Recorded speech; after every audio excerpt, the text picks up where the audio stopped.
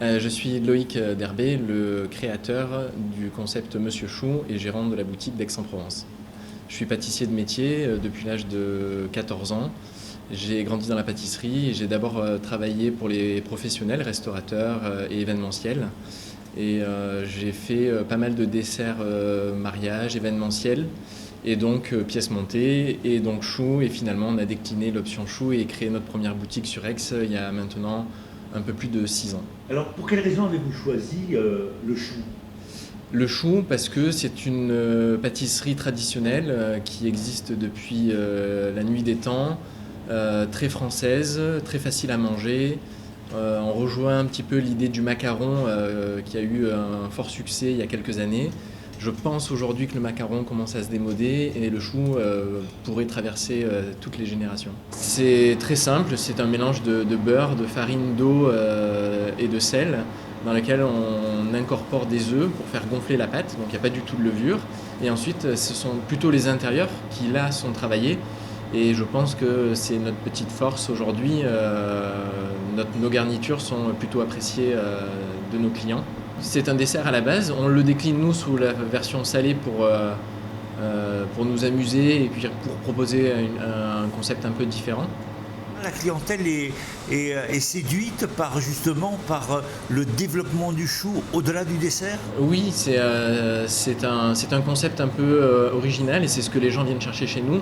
De l'originalité, de la nouveauté et ils viennent déjeuner sur du concept salé. Alors, comment Monsieur Chou va-t-il grandir? Ah, c'est la bonne question. Monsieur Chou se développe, Monsieur Chou grandit. On a eu un très bel été avec les mariages après Covid, donc qui se sont tous bousculés cet été. On est en projection d'ouvrir une boutique sur Marseille depuis quelques années. On a enfin trouvé notre local et donc je vous l'annonce en première. On ouvre le 1er mars sur Marseille. Je suis Mathilde Bouvier, je suis la co-créatrice de l'atelier du mochi à Aix-en-Provence, rue Boulégon, et je suis ravie de vous accueillir dans notre petit laboratoire, celui que je partage avec Joris, mon associé et compagnon. Le mochi est donc une pâtisserie japonaise, ancestrale, qu'on fabrique depuis des centaines et des centaines d'années au Japon, lors de cérémonies ou de fêtes.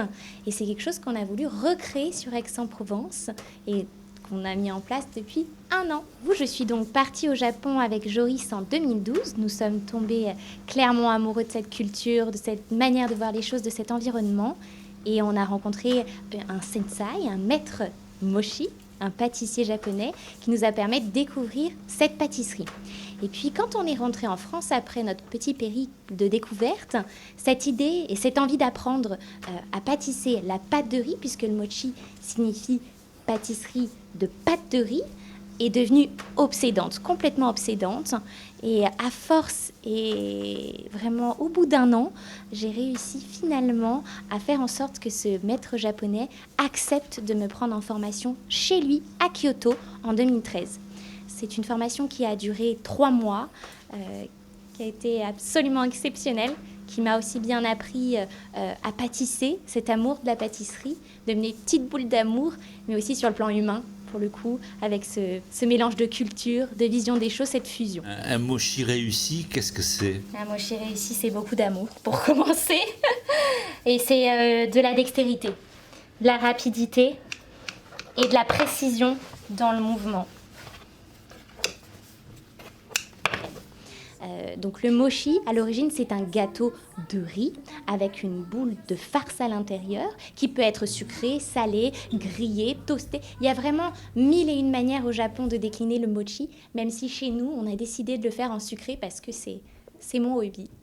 C'est un produit qui est assez inédit pour les Français, même si on commence petit à petit à l'accepter. Le mochi glacé est un peu plus répandu que le daifuku, puisque vous pouvez le trouver dans les sushis de manière classique, qu'ils font venir, pas forcément fabriqués sur place, mais en tout cas, il était plus répandu que le mochi daifuku, celui que j'ai pâtissé à température ambiante.